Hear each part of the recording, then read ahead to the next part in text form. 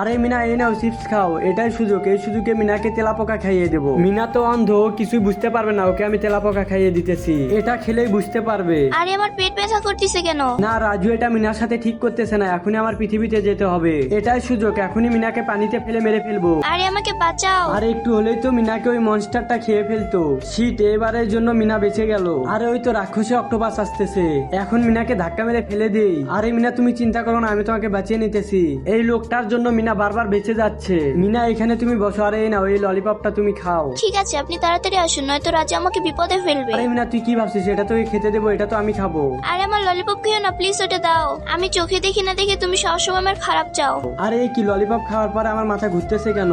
আজকে দেখবো শয়তানকে হারিয়ে আল্লাহকে কে কে ভালোবাসে। তোমরা যারা আল্লাহকে ভালোবাসো তারা ভিডিওতে একটা লাইক আর একটা সাবস্ক্রাইব করে দাও। আর যদি লাইক সাবস্ক্রাইব না করো তাহলে ভাববো তোমরা শয়তানকে ভালোবাসো, আর কমেন্টে আল্লাহ আকবার লিখে যাবে। আরে মিনা তোমার চোখ আমি ভালো করে দিলাম, আজ থেকে তুমি সবকিছু দেখতে পাবে। আরে আপনাকে অসংখ্য ধন্যবাদ। আর রাজুকে এবার অন্ধ করে দিলাম। খারাপ মানুষের সাথে এমনই হওয়া উচিত।